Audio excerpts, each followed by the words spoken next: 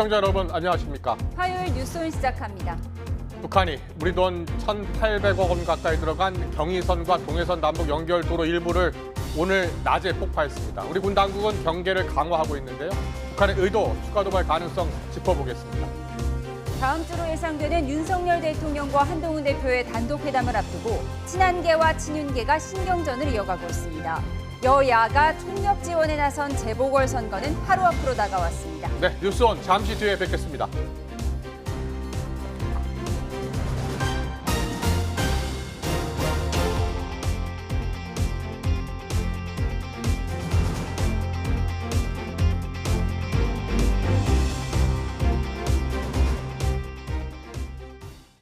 네, 뉴스온 시작하겠습니다. 먼저 방금 들어온 소식인데요. 윤석열 대통령이 오늘 오전 용산 대통령실에서 국무회의 마무리 발언에서 최근 대학 입시, 대학 수시 모집 과정에서 일부 대학의 시험 관리 부실 관련해서 이주호 부총리 겸 교육부 장관에게 경위 파악을 당부하고 또 책임자는 철저히 문책하고 사태가 재발하지 않도록 엄정 조치할 것을 주문했다는 뉴스 속보가 들어와 있습니다. 관련해서는 추가 속보 들어오면 전해드리겠습니다. 계속해서 오늘 낮에 있었던 북한의 도발 관련 소식 전해드립니다. 북한이 남북을 잇는 동해선과 경의선 도로 가운데 일부 구간을 폭파했는데요. 군 당국은 북한의 혹시 모를 도발 가능성에도 대비해서 경계와 화력 대기 태세를 격상한 상황입니다. 취재 기자 연결합니다. 이종원 기자, 북한이 결국 남북 연결 도로를 폭파했군요. 네, 그렇습니다. 합동참모본부는 오늘 낮 12시쯤 북한이 경의선과 동해선 남북 연결도로를 폭파했다고 밝혔습니다. 당시 모습이 우리 측 CCTV에 포착됐는데요. 보시는 것처럼 가림막이 쳐 있고 그 뒤로 폭발과 함께 흙기둥이 솟구칩니다. 폭파에 앞서 대형 화물차 여러 대가 가림막 쪽으로 줄지어 이동하는 모습도 볼 수 있었습니다. 군은 북한이 중장비를 투입해 추가 작업을 진행 중이라고 밝혔습니다. 폭파로 인한 우리 군의 피해는 없었지만 군은 군사분계선 이남 지역을 겨냥해 대응 사격에 나섰습니다. 합동참모본부는 앞선 브리핑에서도 폭파로 인해 우리 측에 피해를 줄 경우 상응 조치를 취할 예정이라고 경고했습니다. 북한은 지난 9일 남북 완전 단절을 공표하고 요새화하겠다고 선언한 지 일주일도 안 돼 도로 폭발을 실행에 옮겼습니다. 군 당국은 북한이 보여주기식 폭파에 그치지 않고 추가 도발까지 준비하는 것으로 보고 도발을 감행할 경우 자위권 차원에서 강력히 응징하겠다고 경고해왔습니다. 북한이 무인기 침투를 주장하며 앞서 전방 포병부대에 사격 준비 태세 지시를 내린 데 대해서도 대북 감시 경계와 화력 대기 태세 강화 등 여러 지침을 내렸습니다. 네, 우리 정부는 강력히 규탄한다는 입장을 밝혔죠? 네, 통일부가 조금 전 공식 입장을 내놨습니다. 북한의 북측 구간 남북 연결도로 폭파는 남북 합의의 명백한 위반이며 매우 비정상적 조치로서 우리 정부는 이를 강력히 규탄한다고 밝혔습니다. 4년 전 대북전단을 이유로 남북 공동연락사무소를 일방적으로 폭파했던 행태를 반복했다고도 비판했습니다. 그러면서 경의선과 동해선은 대표적인 남북 협력 사업으로 북한에 1억 3,290만 달러에 달하는 차관이 제공된 점을 강조했습니다. 통일부는 해당 차관에 대한 상환 의무가 여전히 북한에 있다는 점을 확인한다며 남북 철도도로 폭파와 관련한 모든 책임은 북한에 있다고 경고했습니다. 네, 이런 가운데 김정은 국무위원장 남측 무인기 침투 주장과 관련해서 회의를 열었다고요? 네, 그렇습니다. 조선중앙통신은 오늘 아침 김정은 국무위원장이 국방과 안전 분야에 관한 협의회를 어제 소집했다고 머릿기사로 소개했습니다. 우리로 치면 NSC 국가안전보장회의와 유사한 기구로 보입니다. 김 위원장은 회의에서 군사활동 방향을 제시하고 전쟁 억제력의 가동과 자위권 행사에서 견지할 중대한 과업을 밝혔다고 했는데 구체적인 내용은 소개하지 않았습니다. 또 강경한 정치적 군사적 입장도 표명했다고 통신은 전했지만 이와 관련한 내용 역시 구체적으로 보도하진 않았습니다. 다만 대남 공작을 총괄하는 정찰 총국장이 종합보고를 했다고 전했는데 이번 사건의 출발지가 남측임을 분명히 하고 있다는 걸 보여주려는 의도로 보입니다. 특히 김 위원장이 중대한 과업이나 강경한 입장을 밝혔다는 표현으로 미뤄 강력한 군사적 도발 가능성을 표출한 것으로도 해석됩니다. 지금까지 정치부에서 YTN 이종원입니다. 네, 그럼 여기서 박원곤 이화여대 북한학과 교수 연결해서 북한의 의도 또 추가 도발 가능성 짚어보겠습니다. 교수님 나와 계시죠? 예, 안녕하세요. 네, 안녕하세요. 북한의 이 남북 연결도로 폭파 가장 큰 의도는 무엇이라고 보십니까? 북한이 이미 일정 수준 예고했던 것들이죠. 예. 왜냐하면 지난번 총참모부의 그 성명을 통해서 요새화를 하겠다. 예. 그 요새화의 의미는 남북 간의 관계를 명백하게 단절하겠다라는 것이고요. 그 근원은 사실은 연말 연초에 김정은 위원장이 직접 대남 노선 전환을 선포하면서 예. 이제 더는 그 민족 통일을 추구하지 않고 한국과의 관계를 교정국, 적대국 두 국가로 삼겠다라고 얘기를 했습니다. 예. 그 이후부터 꾸준히 관련된 여러 가지 조치를 취했는데 최근에 그 조치를 취하는 조치가 좀 더 빨라졌고 예. 또 특히 그런 남북 관계를 단절하는 요새화를 아주 명백하게 공식화했다라는 것에 그런 특징이 보인다라고 생각이 됩니다. 그렇군요. 추가 도발 가능성 어떻게 예상하세요? 글쎄, 뭐 추가 도발의 그 가능성은 분명히 있습니다. 근데 예, 다만 이제 도발의 여러 가지 성격이 좀 다르다라고 생각이 되는데요. 예. 북한의 입장에서는 그 요새화를 하는 작업을 일종의 마무리하면서 상징성을 부과하는 그런 그 행태들을 보이고 있다. 예. 이번에도 이걸 구태여 폭파할 필요까지는 없었는데요. 예. 일부러 폭발을 함으로써 이제 상징적인 의미를 부과하고 있다. 좀 조심스럽지만 아마 내일이나쯤에 혹시 북한이 자신들의 그런 폭파 장면을 담은 그런 영상을 공개할 수도 있고요. 그것을 통해서 북한 주민들에게도 이 대남 관계, 한국과의 관계가 적대 관계라는 것을 명백히 보여주고 또 한국을 향해서도 그 교정국 두 관계론을 계속 보여줄 가능성이 있다. 그렇다면은 이런 형태의 도발은 상당 기간 자신들의 그 유세화 작업이 될 때까지 진행될 수 있다라고 판단을 합니다. 그렇군요. 그리고 북한이 최근에 이 무인기 출현과 관련해서요. 평양 상공의 무인기 출현과 관련해서 다시 한번 무인기가 출현할 경우에는 우리 판단대로 행동할 것이다라고 위협했습니다. 그러면서 사격 준비 태세도 지금 지시한 상황이고요.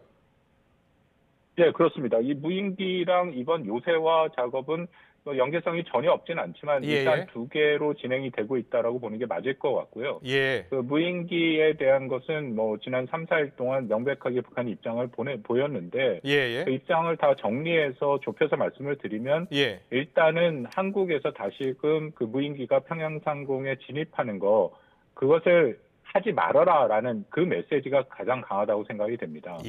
그 만약에 더 이상 무인기가 진입하지 않으면 북한도 이후에 추가 조치, 군사적인 조치를 하지 않을 가능성이 매우 크고요.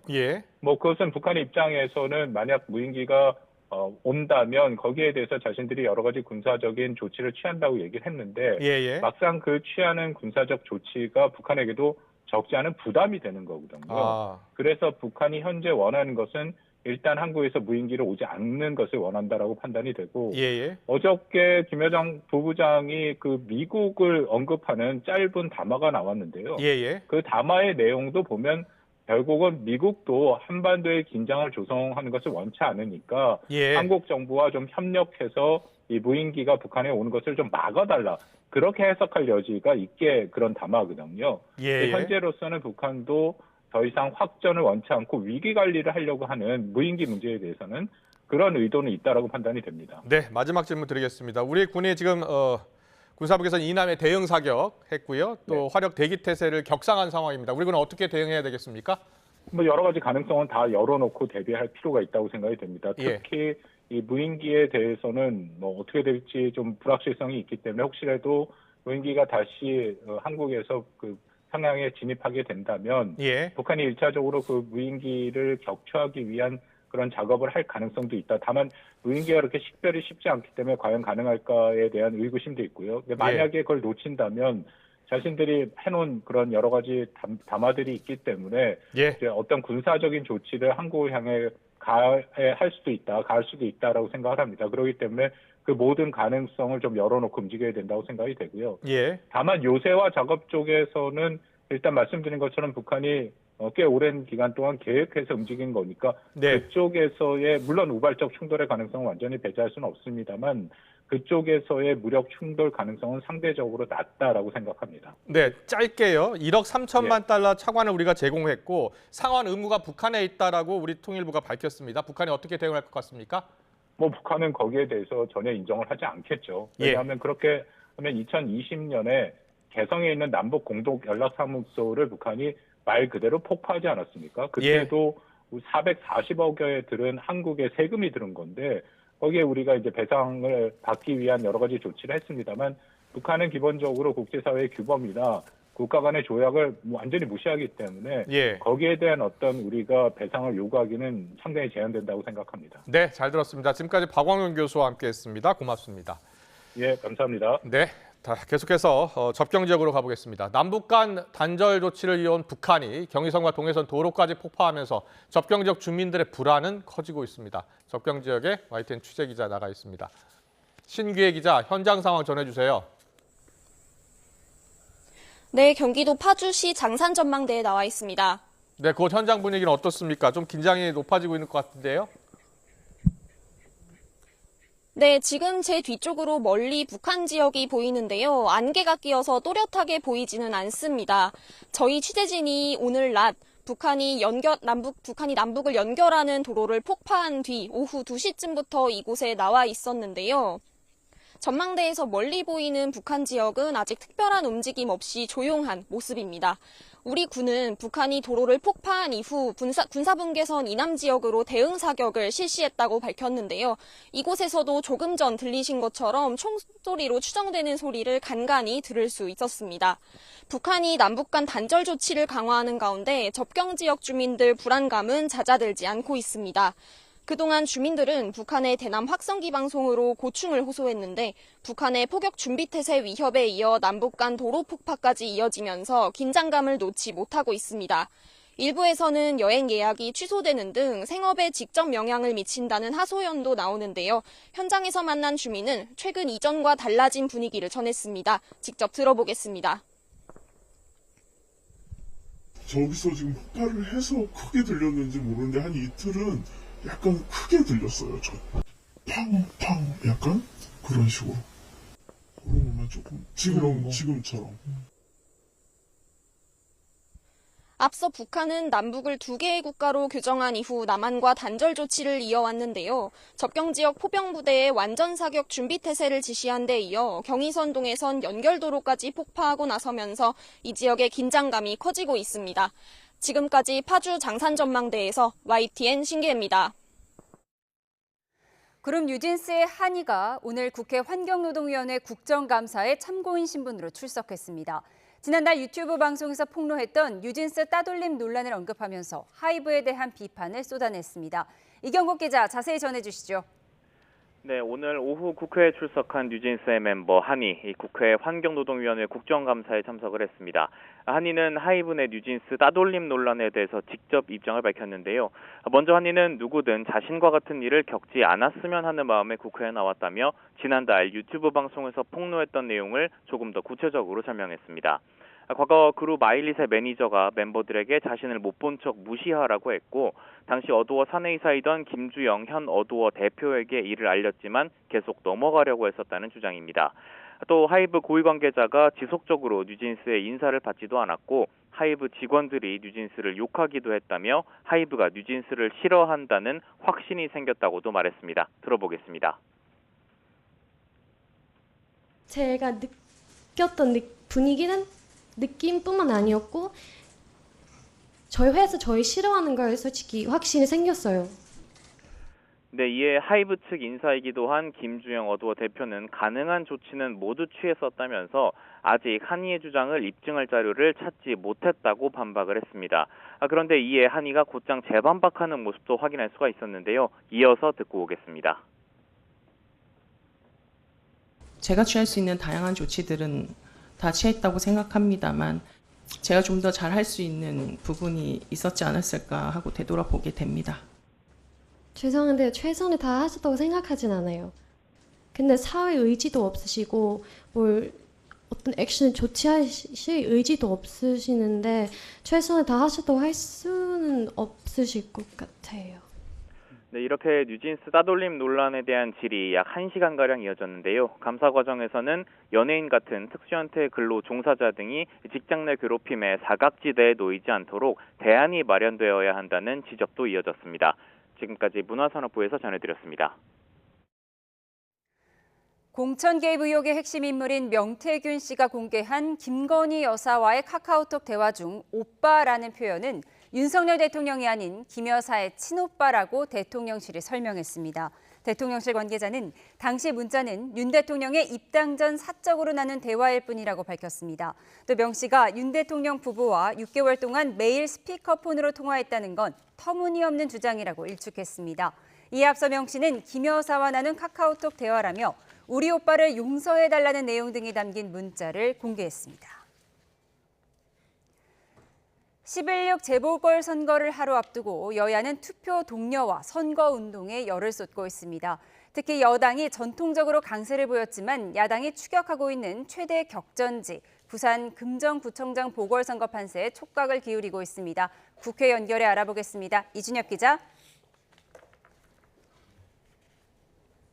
네, 국회입니다. 네, 선거 막바지 여야 움직임 전해주시죠. 네, 먼저 국민의힘 한동훈 대표는 잠시 뒤 오후 4시 지역 노인단체를 만나는 것을 시작으로 1박 2일 부산 금정 일정을 소화합니다. 한 대표는 선거 기간 동안 6번째로 부산을 찾으며 힘을 쏟는 분위기인데 오늘도 자정 가까운 시간까지 전력 투구하겠다는 방침입니다.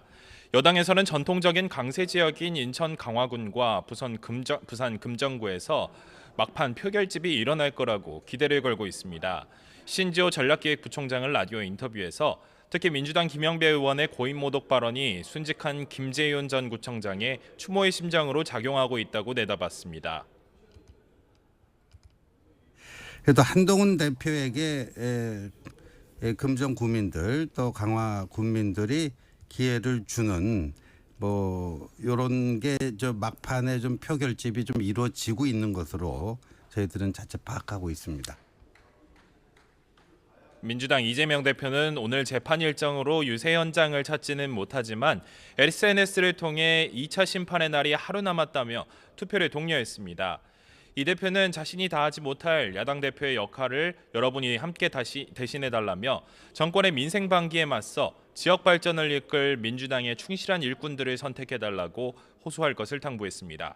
박찬대 원내대표도 이번 재보궐선거는 단순히 단체장 한 명 뽑는 것이 아니라 나라를 살릴 기회라면서 국민의 목소리를 들려달라고 말했습니다.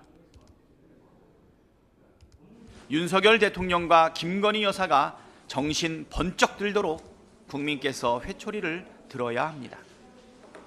더 이상 못 참겠다. 이대로는 못 살겠다는 분노를 담아 꼭 투표해 주십시오. 당 관계자는 YTN과의 통화에서 부산 금정과 인천 강화는 물론 무소속 후보가 강세를 보여온 전남 영광까지 모두 쉽지 않은 박빙으로 본다며 최선을 다하고 있다고 강조했습니다. 네, 앞서 짧게 전해드렸는데요. 여권 내부에서는 명태균 씨의 폭로가 파장을 일으키고 있죠. 네, 여당 내 뇌관과 동시에 재보궐선거 변수로 꼽히는 공천 개입 의혹과 관련해 명태균 씨가 김건희 여사와의 대화 내용이라며 메신저 캡처본을 공개했습니다. 캡처본에는 김 여사가 철없이 떠드는 우리 오빠 용서해달라, 명 선생님의 식견이 가장 탁월하다고 장담한다고 적은 내용이 담겼는데요. 앞서 전해드렸듯이 대통령실 관계자는 명 씨가 공개한 김건희 여사와의 메신저 대화 중 오빠라는 표현은 윤 대통령이 아닌 김 여사의 친오빠라고 설명했습니다. 또 당시 문자는 윤 대통령의 입당 전 사적으로 나눈 대화일 뿐이라고 밝혔는데요. 명 씨가 캡처 공개와 동시에 김재원 의원이 감옥에 보내겠다고 자신을 협박했다고 주장하면서 김 의원도 입장을 냈습니다. 김재원 의원은 SNS를 통해 명 씨가 먼저 전화를 걸어온 상황에서 폭로할 테면 해보라고 답한 것뿐이라면서 철저히 대응해 응분의 처벌을 받게 하겠다고 밝혔습니다. 다만 유승민 의원은 여론조사의 조작은 중대한 범죄라며 검찰은 철저히 수사해 엄벌에 처해야 한다고 지적했습니다. 민주당에서도 박찬대 원내대표가 윤석열 대통령과 김 여사가 명 씨 논란에 더 이상 피하지 말고 직접 해명하라고 공세 고삐를 조였습니다. 한준호 최고위원은 만약 대통령실 해명대로 친오빠를 지칭한 것이라면 사태는 더 복잡해진다며 당시 대선이 말 그대로 패밀리 비즈니스였다는 사실이 증명되는 것이라고 꼬집었습니다. 네, 국정감사에서도 명태균 공방이 벌어지고 있는데 자세히 전해주시죠. 네, 법제사법위원회 감사원 국정감사에서 민주당 이성윤 의원이 명 씨가 공개한 캡처본을 일일이 읽었습니다. 그러면서 여기 나온 오빠는 자신이 연수원 때부터 30년 동안 본 자기밖에 모르는 사람 윤 대통령과 똑 닮았다고 비난 수위를 끌어올렸는데요. 이를 두고 국민의힘 송석준 의원은 대통령실의 해명에도 불구하고 우기면서 또 조롱하는 것이냐면서 북한의 김정은 국무위원장 말을 믿을 거냐고 강하게 반발했습니다. 행정안전위원회의 서울특별시 대상 국정감사에서는 지난 2021년 서울시장 보궐선거 때 당선을 도왔다는 명 씨 주장과 관련해 오세훈 시장에게 질의가 이어졌습니다. 오 시장은 야당 의원들의 질의에 거듭 허무맹랑하다면서 명 씨가 계속 저렇게 사실문근의 이야기를 하면 고소를 안 할 수가 없다고 밝혔습니다. 야당에서 계속해서 명 씨 의혹을 거론하자 여당 김종양 의원은 정쟁국감으로 몰아가지 말라면서 이재명 대표의 범죄 행위와 재판을 하루 종일 이야기하면 좋겠냐고 쏘아붙였습니다. 지금까지 국회에서 전해드렸습니다.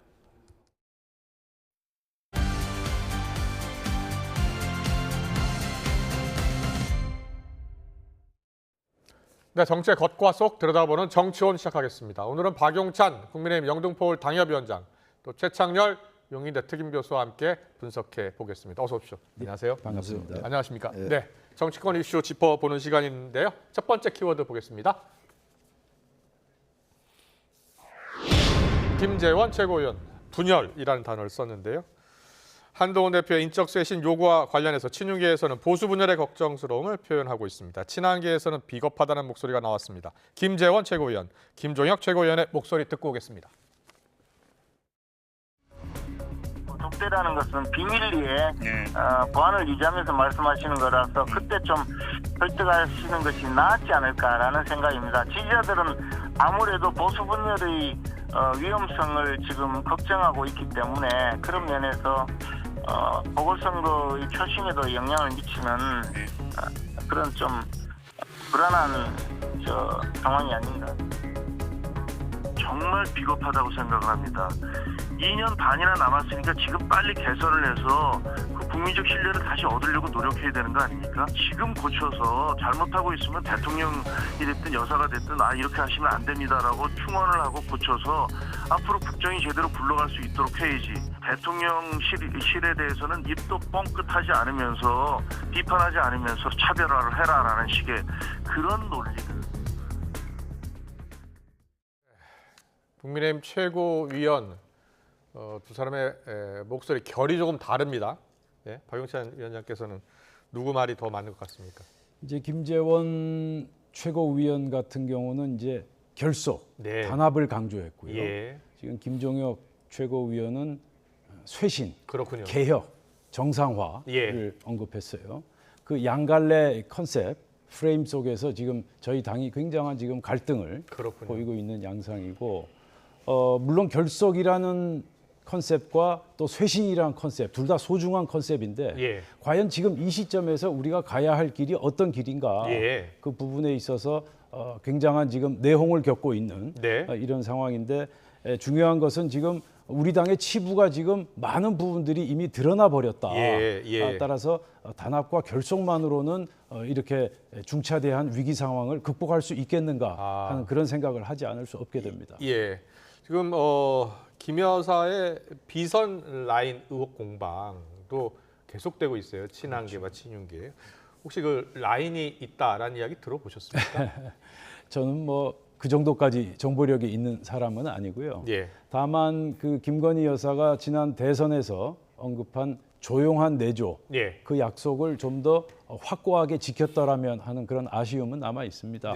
물론 대통령 배우자가 어떤 국정 현안 그리고 여러 가지 인사에 관심을 가지는 건 현실적으로 저는 불가피하다고 생각합니다. 그런데 그 관심의 정도가 수위를 넘어서서 관여나 개입, 더 나아가서 주도하고 있다면 문제는 좀 달라진다.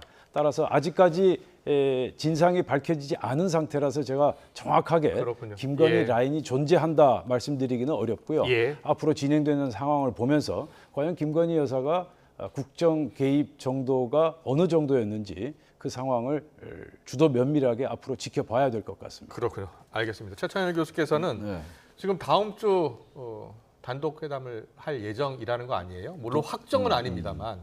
그런데 단독 회담 앞두고 한동훈 대표가 목소리를 더 높이고 있거든요. 어떻게 보고 계세요? 그 최근에 한 3가지 정도를 요구를 했잖아요. 예. 김건희 여사의 그 활동 자제, 네. 그리고 이제 도이치 주가 조작 의혹 사건에 대해서 검찰이 국민이 납득할 결과를 내놓으라는 거. 그렇습니다. 거기까지였는데 또 하나가 인적 쇄신하라고 얘기했어요. 네. 인적 쇄신까지 나왔던 건데 조금 더 최근에 나온 게 독대가 확정되고 난 다음에 예. 날짜는 아직 결정이 안 됐습니다. 예, 예. 한 얘기가 김건희 여사는 공식 라인이 있으면 안 된다는 얘기였어요. 그렇습니다. 이건 그러니까 단순하게 대통령실의 인적 쇄신보다 훨씬 더 구체화시킨 얘기예요. 예, 예. 그래서 지금 말씀처럼 독대를 앞두고 대통령과 그 나눌 대화 중에 일부인데 그리고 아주 예민한 부분인데 예.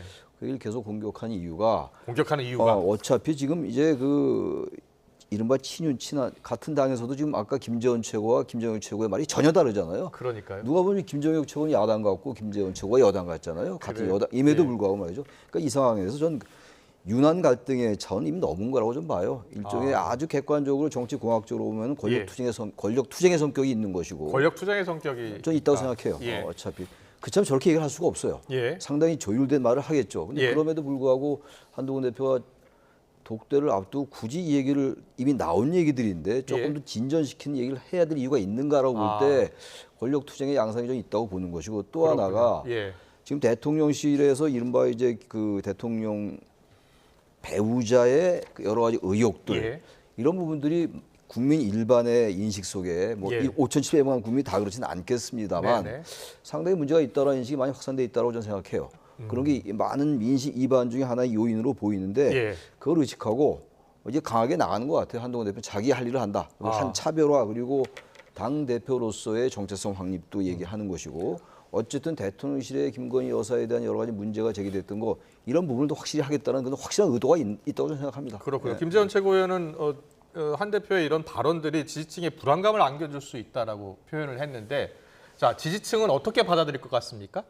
저는 근데 이건 지지층의 불안이다, 보수 분열이다 이런 말이 본질은 좀 아닌 것 같아요. 예. 보수도 여러 가지 색깔이 있어요. 중도 예. 보수도 있고 아주 정말 탄탄한 전통적인 이른바 전통적 지지층도 있는 것이고 예. 그리고 또 과거에 대선 때 윤 대통령을 지지했다가 이탈한 세력도 있을 것이고 예. 야당도 마찬가지일 거예요. 이재명 대표 지지했다 이탈하는 사람들이 있겠죠. 예. 여야다 마찬가지긴 한데 지금 이 얘기를 지금 아까도 우리 박용철 위원님께서 잘 말씀해 주신 것처럼 네.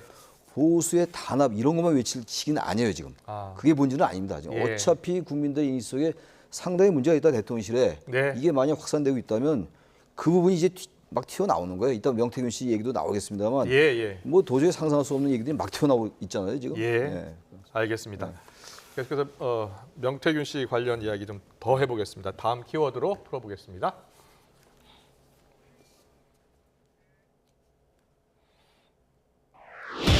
네, 오세훈 서울시장의 모습이네요. 다음 키워드 고소장인데요. 오세훈 시장이 오늘 국감장에 나와서 명태균 씨와 관련해 고소장을 써놨다라고 했습니다. 뭐라고 얘기했는지 직접 들어보겠습니다. 명태균 씨는 서울시장의 선거 단일화 과정에서 본인이 판을 짰다고 주장을 합니다. 이 부분에 대해서 동의 안 하시죠? 허무맹랑한 소리죠. 네, 시장님에 대해서 명예훼손적인 많은 발언들이 오고 있습니다. 시장님, 명태균 씨에 대해서 명예훼손으로 고소할 생각 있으십니까? 네, 고소장은 써놨습니다. 네, 오세훈 시장이 고소장을 써놨다고 하네요. 네. 예. 명태균 씨가 지금 라디오 인터뷰 또 SNS에 계속 글을 올리고 있어요. 오늘은 김 여사의 문자도 공개를 했습니다. 대통령실 반응도 나왔고요. 자, 이 명태균 씨가 계속 주장을 하고 있고 또 관련 인물들이 계속 나와요. 오세훈 시장도 나왔고요. 그렇죠. 어떻게 보세요? 어떤 의도가 지금 있다고 보세요? 지금 이게 뉴스 토마토에서 김건희 여사의 공천 개입 의혹이 터지면서 발생하면서 이제 명태균이라는 이름 석자가 이제 세상에 나오지 않았습니까? 그런데 이제 최근에 명태균 씨의 행보를 보게 되면 점점 좀 격앙돼 가고 있다. 굉장히 정신적으로 굉장히 흥분돼 있는 그런 상태다. 그런 점을 알 수 있고요. 오늘 제가 그 명태균 씨의 페이스북을 보니까 오늘 하루 벌써 4차례나 글을 올렸습니다. 그래요? 네 차례. 4차례 올렸고 페이스북 내용 중에 주목할 만한 내용이 김재원 최고위원 당신이 윤석열 대통령과 김건희 여사에 대한 내용을 다 공개하라고 하니 김재원 당신이 다 감당해라. 그래서 김재원 씨의 강력한 요청으로 알려드린다 하면서 오늘 공개한 그 문자 카카오톡인가요? 예, 문자 내용을 공개한 것이죠. 김 여사와의 문자요? 그렇죠. 예. 그러면서 김재원 당신의 새치혀 때문에 보수가 또 망하는구나. 이렇게 굉장히 극단적인 용어를 구사해가면서 지금 본인의 심경을 나타냈거든요. 그래서 그 명태균 씨가 이틀 전에 얘기한 대로 본인이 입을 열면 세상이 뒤집힌다라는 그런 발언을 하지 않았습니까? 그래서 앞으로 명태균 씨가 어떤 발언을 할지 저희도 상당히 우려가 되는 그런 상황입니다. 그렇군요. 그럼 김 여사와 주고받았다는 문자 보여주세요. 문자를 보여주셔야 돼요. 그 문자와 관련해서는 지금 대통령실에서 관계자 발로 나왔는데 이제 등장하는 게 오빠라는 글 워딩이 나오는데 김 여사의 친오빠다라고 이렇게 입장을 밝힌 것 같아요. 글쎄요, 저는 뭐 그게 친오빠인지 그야말로 윤 대통령인지 여기서 뭐 확언할 수 없다 하더라도 맥락으로 볼 때 저기 지금 나오고 있습니다. 지금 나옵니다. 이게 무슨 의미인가요? 그랬잖아요. 그 김건희 여사가 그러니까 이게 명태균 씨잖아요. 지금 노란 게. 노란 거죠? 준석이를 만나면 뭐 얘기를 하고 있는데 너무 고생 많이. 이걸로 볼 때. 근데 이준석 대표가 뭐라고 얘기했냐면 이준석 의원이죠 지금. 의원이 자기는 그 친오빠와는 만난 적이 없다. 아무 일이 없기 때문에. 저는 뭐 저렇게 이준석 자기 얘기가 나올 계제가 아니라는 취지로 얘기를 했어요. 그러니까 이준석 의원이 저 문자와 관련해서 이야기했군요. 문자와 관련해서 입장을 낸 거예요. 그러니까 약간 비아냥거린 거예요. 그렇다면 난 친오빠와 아무 관계가 없다. 그러니까 저게 친오빠가 아니라 윤 대통령이다라고 얘기하고 있는 거죠. 지금 이준석 의원은 말이죠. 저건 뭐 단정할 수 없다 하더라도 전반적인 맥락으로 볼 때 친오빠라는 건 좀 어색해 보이긴 해요.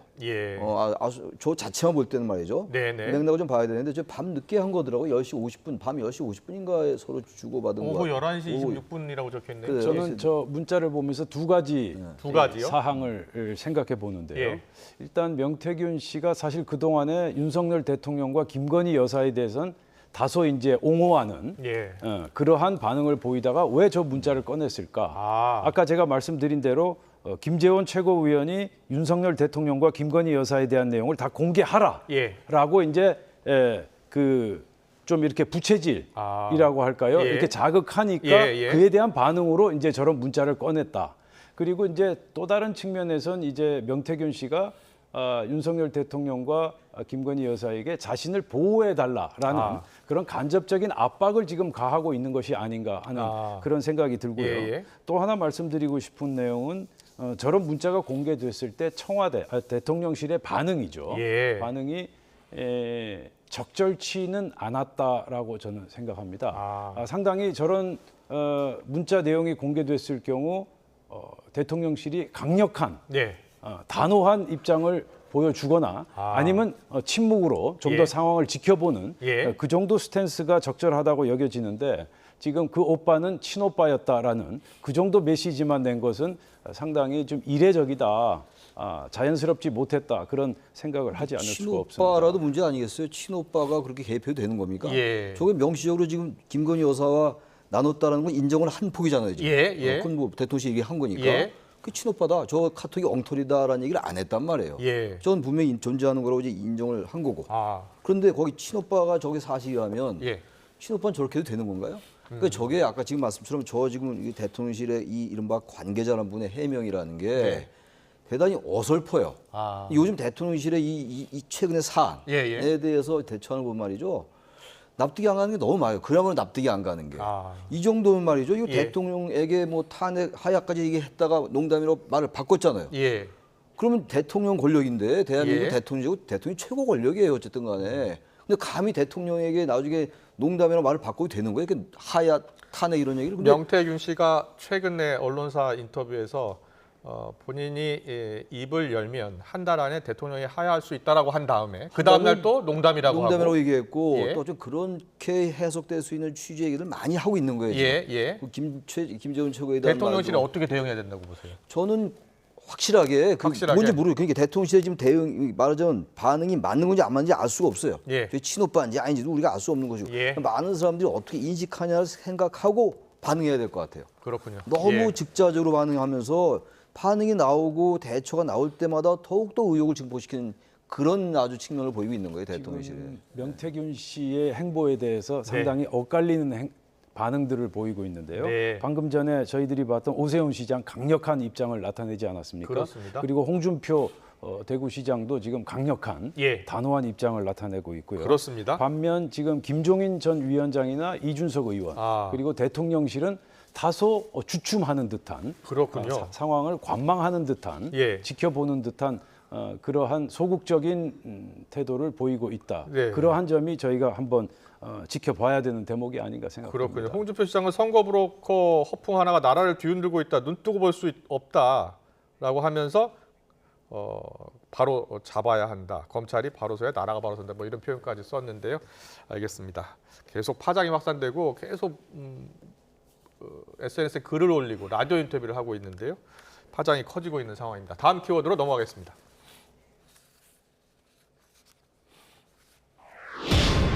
최재성 전 수석이네요. 이별 수순이라는 표현을 썼는데요. 다음 주 대통령과 한 대표의 만남을 앞두고 이별 수순이 될 수도 있다라고 표현을 했습니다. 자, 여러 이야기들이 나오고 있는데요. 최재성 수석, 조경태 의원의 목소리 듣고 오겠습니다. 김건희 여사 문제로 악화된 민심을 수습해야 된다는 요 명분을 가지고 제가 보기에는 이제 차별화가 시작이 되는 거고 대통령을 넘는 거죠. 그런데 대통령이 또 거기에 무릎을 꿇는다. 김건희 여사가 용인을 한다. 이게 또 상상할 수 없는 장면이기 때문에 예고된 수순이다. 이별의 수순이다. 그러나 그 결과는 매우 참담할 것이다. 지지율이 그렇게 썩 마음에 들 만큼의 높진 않고 오히려 아주 낮게 좀 하락하는 그런 추세지 않습니까? 대통령실에서도 아마도 그러한 영향들을 고려해서 이번에 독배를 잡지 않았나 이렇게 보고 있습니다. 당사자 본인들은 아니라고 이야기는 할 수는 있겠지만 국민들이 봤을 때는 또 무슨 소리 하느냐라고도 할 수 있지 않겠습니까? 그래서 한동훈 대표께서 했듯이 국민 눈높이에 맞는 그런 모습들을 보여야 되고요. 네, 조경태 의원도 국민 눈높이라는 표현을 썼는데 국민 눈높이에 맞는 그런 모습을 보여야 할 것 같다. 그렇죠. 그런데 어떻게 보세요? 저도 큰 틀에서는 동의하고 있습니다. 그러니까 이제 내일이 재보궐선거 아닙니까? 선거 결과는 이제 지켜봐야 되겠지만 재보궐선거 이후에 우리 윤석열 정부와 국민의힘이 어떤 방향으로 가야 될 것이냐. 이 문제가 대단히 중요하죠. 남아있는 2년 반 동안 국정 운영을 어떻게 해야 될 것이냐 하는 문제와 직결되지 않습니까? 이런 상황에서 지금 윤석열 대통령과 한동훈 대표는 서로 생각은 다르지만 그러나 큰 틀에서 보면 정치적 운명 공동체일 수밖에 없다라는 그러한 측면도 있기 때문에 경우에 따라서는 지금 뭐 아까 최재성 전 의원께서 뭐 이혼으로 가는 수순 뭐 말씀하셨지만 극적인 반전이 발생할 수도 있다. 그리고 제가 현재 진단하는 현재 상태는 지금 정신적 별거 상태 정도라고 봐야 될까요? 아직까지 지금 뭐 이혼을 얘기할 단계는 아니고 지금 부부 싸움에 거의 끝자락에 와 있는 그런 상태라고 볼 수 있을 터인데 그럼에도 불구하고 일말의 가능성은 남아 있다. 만일 재보선에서 우리가 완전히 대패하고 정말 이게 탄핵 국면으로 접어들 가능성이 크다면 윤석열 대통령이나 한동훈 대표의 생각이 지금과 같을까요?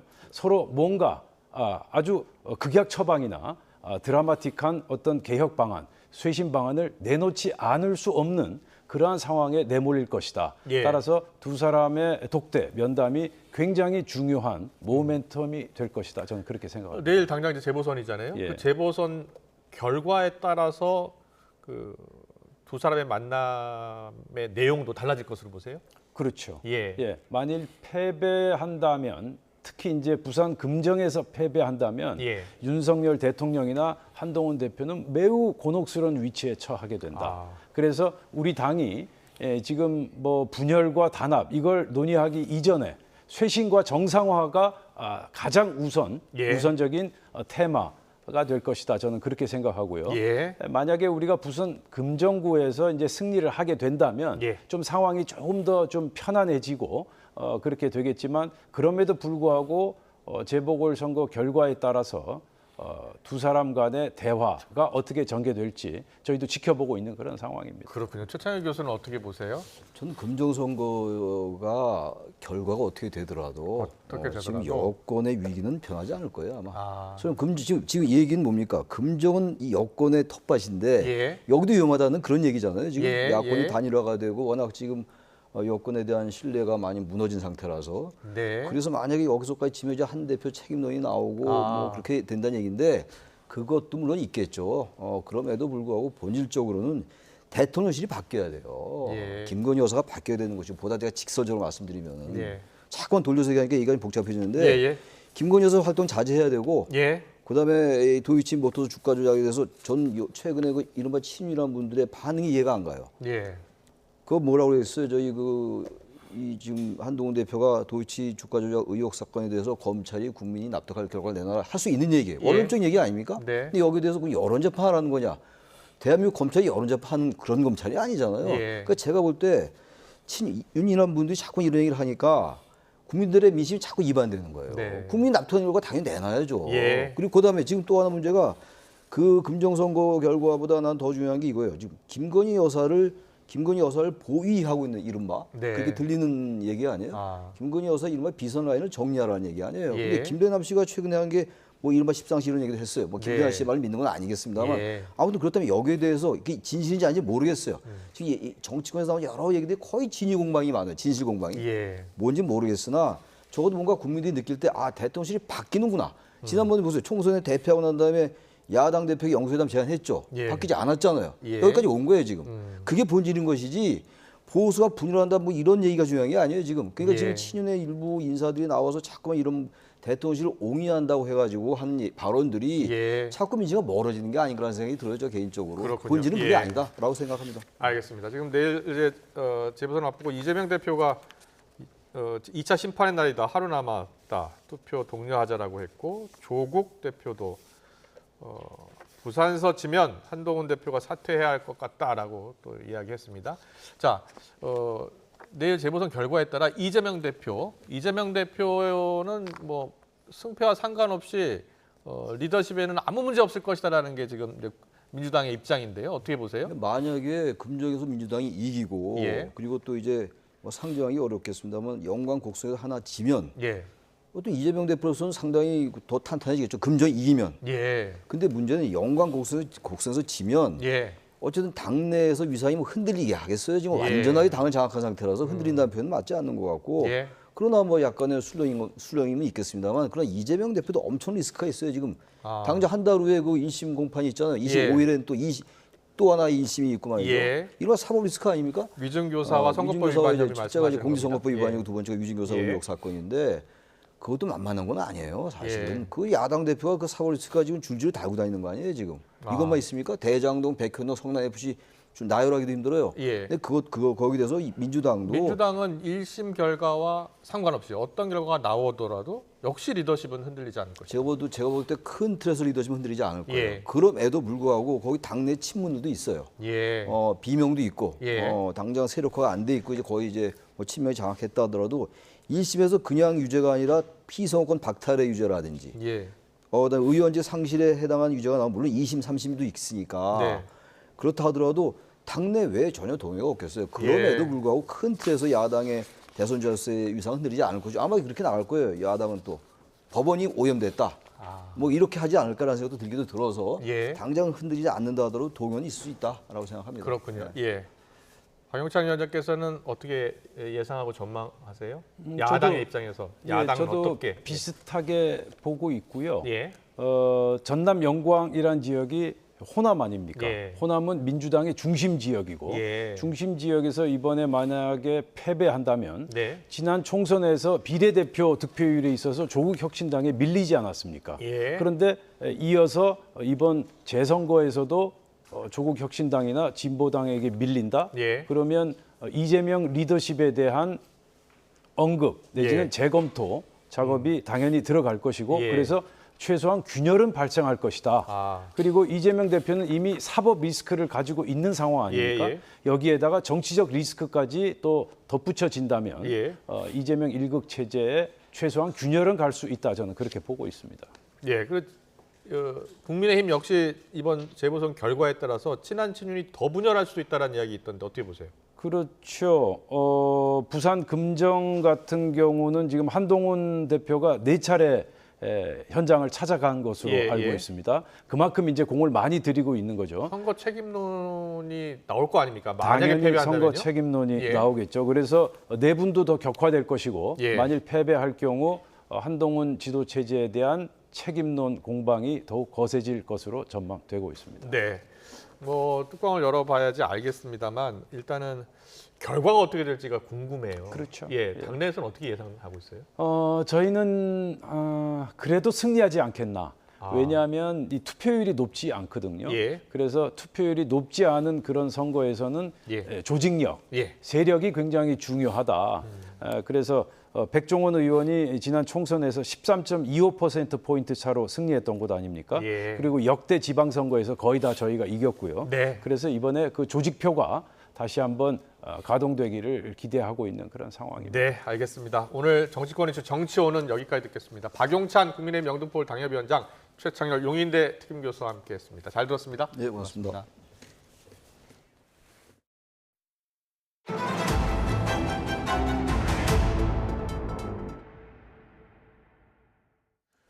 국회 과학기술정보방송통신위원회 국정감사에서는 공영방송 MBC의 공정성과 방만 경영을 두고서 질의가 집중됐습니다. 국민의힘은 MBC를 향해서 국민 갈등의 진앙이라면서 역겹다고 맹비난했는데 더불어민주당은 초점을 다른 방송사에 두면서 엄호에 나섰습니다. 임성재 기자입니다. 공영방송 3사를 상대로 한 국회 과방위 국감장에서 국민의힘은 MBC 대주주인 방송문화진흥회를 상대로 한 공세에 화력을 집중했습니다. 각종 보도에서 여권엔 가혹한 잣대를 들이대지만 특정 정당, 즉 더불어민주당엔 관대한 언론으로서 볼 수 없는 행동을 한다고 쏘아붙인 겁니다. MBC를 국민 갈등의 진앙지로 만들어 놓고 5분 넘게 자화자찬을 하시는 걸 제가 듣고 있으니까 솔직히 좀 역겨웠습니다. 민주당은 그러나 여러 조사에서 국민의 신뢰를 얻지 못하는 공영방송은 MBC가 아닌 KBS라고 반박했습니다. 콘텐츠 경쟁력 볼게요. 박민 사장 KBS 신뢰도 갤럽 조사에서 8.5% 나왔어요. MBC 25.3%, MBC가 4배 높아요. 신뢰도가. 과거 MBC 임원진의 업무 추진비 현금 사용 등 고질적으로 지적되어온 방만 경영 사례도 도마 위에 올랐습니다. 여당은 지난 3년 동안 MBC 고위 간부들이 사용한 업추비가 20억 원에 달한다고 지적했습니다. 지난 2022년 11월 달에 한 시민단체가 박승재 사장, 최성호 전 사장, MBC 전 현직 임직원 상대로 해서 20억 원 현금으로, 카드가 아닙니다. 업무 추진비 썼다 이 고발했거든요. 박문진 이사장은 국세청의 문제 지적 뒤 제도를 정비했다고 해명했고 국세청 조사에서 문제라고 지적을 받아서 이번에 저희 이사회에서 그런 제도를 없애라고 해서 그냥 급여화했습니다.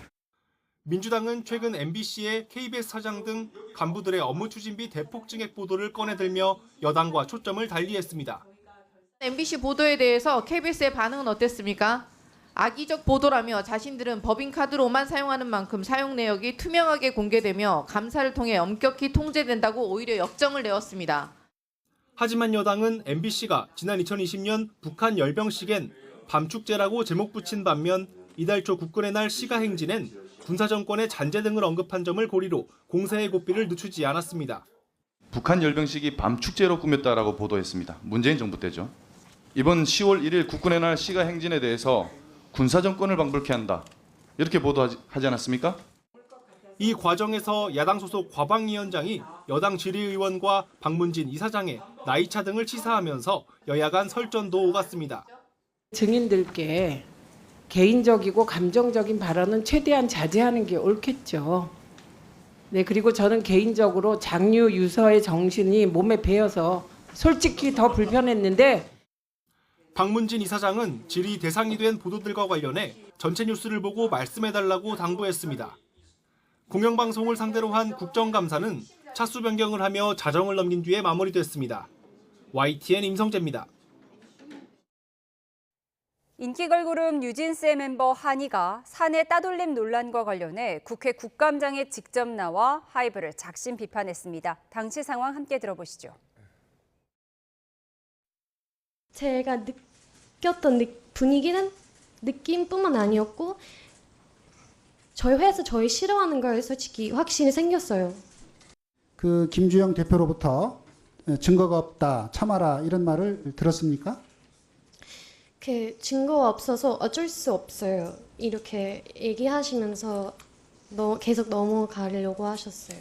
제가 취할 수 있는 다양한 조치들은 다 취했다고 생각합니다만 제가 좀 더 잘할 수 있는 부분이 있었지 않았을까 하고 되돌아보게 됩니다.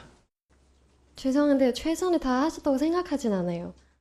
근데 사회 의지도 없으시고 어떤 액션을 조치하실 의지도 없으시는데 최선을 다하셨다고 할 수는 없으실 것 같아요.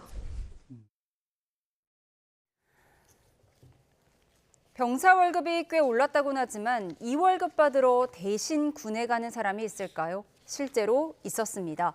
20대 남성이 대리 입대해 군 생활을 하며 월급을 나눠 가진 건데 허술한 본인 확인 때문에 병무청 설립 이래 처음 적발된 황당한 사례입니다. 홍성욱 기자입니다.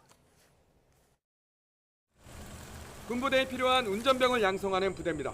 지난 7월 강원 지역 한 신병교육대로 입영한 뒤 이곳에서 후반기 교육을 받던 20대 남성 조모 씨.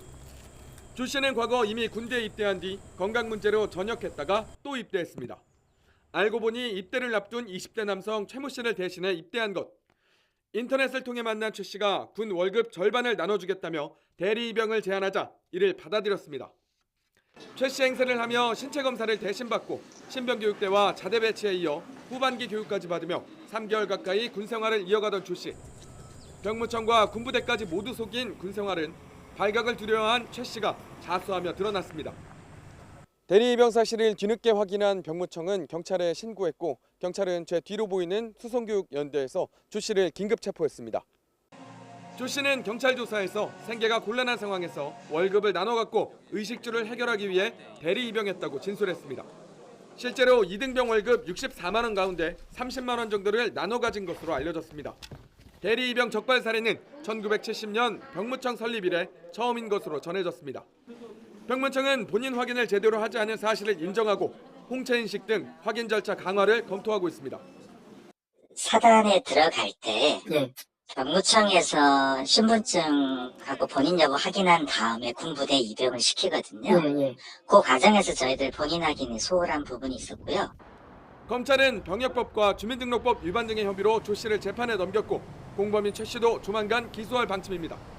YTN 홍서욱입니다. 소설가 한강 작가 노벨 문학상 수상 소식이 알려진 뒤 모습을 드러내지 않고 있죠. 어쩌면 수상 후 처음으로 한강 작가를 볼 수 있는 기회가 곧 생길지도 모르겠습니다. 유력한 장소는 17일에 있을 포니정 혁신상 시상식인데요. 지난달에 이 재단에서 수상자로 한강 작가를 선정해 시상식에도 나오기로 했는데 그 사이에 노벨 문학상이라는 경사가 터진 겁니다. 만약 한강 작가가 약속대로 시상식에 참석한다면 어쩌면 이 자리에서 첫 수상 소감을 들을 수도 있을 것 같습니다. 다만 작가가 공개석상의 모습을 드러내는 것에 대한 부담으로 인해 불참하거나 대리 수상자를 보낼 수 있을 가능성도 있습니다. 앞서 한강 작가는 기자회견을 하지 않기로 한 뜻을 전달하면서 거대한 파도처럼 따뜻한 축하의 마음들이 전해져 놀랍다고 짧게 감사의 뜻을 전했는데요. 그동안은 12월에 있을 노벨 문학상 시상식에서 낭독할 수락 연설문 작성에 공을 들일 것으로 보입니다. 이 수락 연설문은 작가가 자기 문학세계 전반을 정리하고 문학적 경험이나 고뇌, 자신의 문학이나 세계 문학의 방향에 대한 견해를 쓰는 글이라고 합니다. 그래서 이 수락 연설문 자체가 작품 하나를 쓰는 것만큼 고민스럽다고 하는데요. 모두가 듣고 싶어하는 한강 작가의 수상 소감, 한강 작가 본인이 원하는 시간에 본인이 말하고 싶은 걸로 꼭 듣고 싶습니다. 무인기가 평양 상공을 침입했다는 북한의 주장에 대해 갑자기 러시아가 북한의 편을 들며 우리나라를 비난했습니다. 북한에 대한 주권 침해이자 내정 간섭이라는 겁니다. 북러 밀착이 점차 가속화되는 분위기입니다. 신웅진 기자의 보도입니다. 마리아 자하로바 러시아 외무부 대변인이 발표한 성명입니다. 성명은 북한 영토에 남한 무인기가 전단을 살포했다는 북한발 보도가 있었다면서 최근 한반도 긴장이 높아지고 있다고 시작합니다. 자하로바 대변인은 이는 북한 주권에 대한 중대한 침해이자 독립국가의 합법적인 국가, 정치 체계를 파괴하고 자주적으로 발전할 권리를 박탈하는 행위라고 주장했습니다. 또 남한은 북한의 경고를 매우 심각하게 받아들여야 하며 무모한 도발로 한반도 상황을 악화하고 실제 무력 사고로 이어질 수 있는 긴장을 더욱 고조시키는 것을 중단하라고 촉구했습니다. 더불어 러시아는 북한과 체결한 포괄적인 전략적 동반자 관계에 관한 조약의 기초에 한반도 위기 심화를 막고 건설적인 역할을 계속할 것이라고 강조했습니다. 때마쳐 블라디미르 푸틴 러시아 대통령은 러시아와 북한이 지난 6월 체결한 조약 비준에 관한 법안을 하원에 제출했습니다. 볼로디미르 젤렌스키 우크라이나 대통령은 러시아와 북한의 동맹이 더욱 강화되면서 북한이 무기뿐 아니라 인력까지 지원하고 있다고 비난했습니다. доволі детально, фактично включення у війну Північної Кореї. Також відносини Росії з деякими іншими країнами, які, на жаль, інвестують у затягування війни.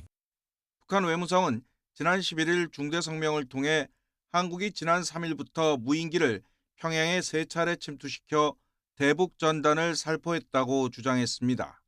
그러면서 모든 공격력 사용을 준비 상태에 두고 최후 통첩으로 엄중히 경고한다고 위협했습니다.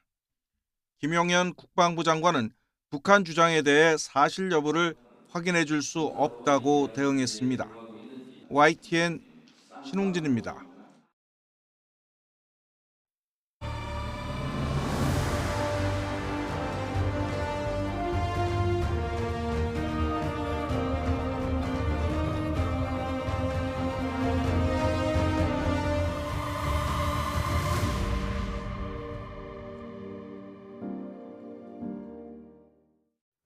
네, 어제 준비 정황이 포착됐다라고 전해드렸는데 실제로 오늘 낮에 북한이 경의선과 동해선 남북 연결도로 일부를 폭파했습니다. 네, 폭파 장면이 우리 군 CCTV에 잡혔고 우리 군은 군사분계선 이남으로 대응 사격을 했다고 밝혔습니다. 북한은 남북 육로를 단절하며 요새화 공사에 들어갔는데요. 전문가와 자세히 알아보겠습니다. 홍현익 전 국립외교원장 나오셨습니다. 어서 오세요. 안녕하십니까? 안녕하십니까? 예. 북한이 이제 예상대로 지금 도로를 터트린 거예요. 네. 우리 돈 1,800억 원 가까이 들어간 도로 아닙니까? 네. 예. 우리로서는 사실 북한 땅에 있지만 예. 우리 돈으로 건설한 거니까 4년 전에 남북 공동 연락사무소도 역시 마찬가지고 그 폭파했듯이 우리의 재산에 침해를 준 셈인데. 이게 북한 땅에 있고 지금 남북 관계가 뭐 완전히 차단돼 있기 때문에 예. 뭐 우리 정부로서는 아마도 사법 조치 같은 걸 진행할 가능성은 충분히 있지만 예. 그게 그 배상을 받아내긴 쉽지 않겠죠. 실효성이 실효성은 별로 사실상 없지만. 없는 거죠. 예. 네. 그리고 이게 군사분계선 내라면은 이 정전협정 위반이 되는 거고. 근데 정전협정 위반이라는 게 지금 GP 없앴다가 GP를 잇는 것 자체가 위반이었는데 없앴다가 위반을 해서 했다가 다시 GP를 서로 만들고 있잖아요. 예. 그러니까 뭐 위반이 남북 간에 뭐 하도 뭐 많이 있기 때문에 이거 뭐 당연히 위반이지만 그거 가지고 따로 뭐 더 엄청난 도발을 했다 뭐 이렇게 보기는. 그리고 우리한테 피해가 있으면 모르지만 피해 자체는 없으니까. 그러니까 재정적 피해지. 저 남북 연결 도로 직접 한번 가보셨었나요? 연결 도로는 뭐 가본 적은 예. 그 JSA 저 북한으로 넘어가는 지역. 예. 거기만 남아 있다는 거 아니에요 지금. 화살머리 고지하고 경의선하고 동해선은 다 이제 차단이 돼서 남북 간에 차가 갈 수 있는 곳은 JSA 그 판문점을 통해서밖에 못 가는 거죠. 앞으로는. 그러니까 이게 남북 간이 완전히 차단됐다는 거를 저거는 아마 저거 자체의 그 의미가 시각적인 효과를 가지고 남북 공동 연락사무소 폭파시킨 것처럼 북한 주민들한테도 우리 정부의 그러니까 북한 정부의 의지를 보여주고 이거는 이제 다시는 남조선하고는 우리는 아무것도 안 할 거니까 단단히 각오해라라는 거를 주민들한테 알려주고 우리 정부에도 보여주고 전 세계에도 어떻게 보면 차단한다는 거는 그들이 쳐들어오지는 않겠다는 걸 의미할 수도 있죠. 아. 거꾸로 도로하고 도로하고 철도라는 거는 가장 이렇게 왕래가 쉬운 곳이잖아요. 네. 거기를 폭파시켜서 거기에다가 이렇게 요새화시키고 이렇게 참호를 만들고 뭐 한다는 거는 다시는 남북 간의 거래는 없다는 거를 단적으로 보여주는 건데 그게 괘씸하고 참 반민족적이고 하지만 그들이 침략할 때도 그 길을 이용하는 게 제일 좋은데 그 길을 안 쓴다는 거니까 우리가 그렇게 뭐 겁낼 필요는 없고 그 대신에 하여튼 참 그들의 반민족적인 행위가 좀 안타까울 뿐이죠. 네, 확실한 단절 조치를 했다고 말씀해 주셨는데 말씀하신 것처럼 남북 간 단절 조치를 이어온 북한이 경의선과 동해선 도로까지 폭파하면서 접경 지역 주민들의 불안도 커지고 있는데요. 저희가 접경 지역을 한번 연결해 보도록 하겠습니다. 신기혜 기자. 네, 경기도 파주시 장산 전망대에 나와 있습니다. 예, 앞서 우리가 뉴스 모드에도 한번 연결을 했었는데 특이 동향이 파악이 됩니까? 그곳에 보입니까? 어떻습니까? 네, 지금 제 뒤로 멀리 북한 지역이 보이고 있는데요. 안개가 아까처럼 다소 끼어 있어서 여전히 또렷하게 보이지는 않습니다. 저희는 아까 북한이 남북한 연결도로 경의선과 동해선 도로를 폭파한 뒤인 오후 2시부터 이곳에 나와 있었는데요.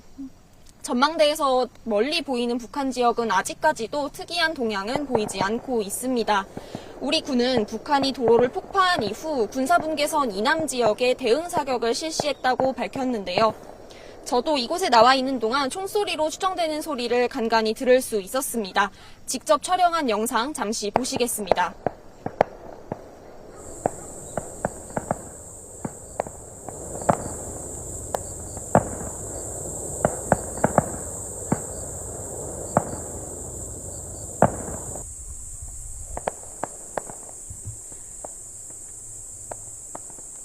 네, 북한이 남북 간 단절 조치를 강화하는 가운데 접경 지역 주민들 불안감은 잦아들지 않고 있습니다.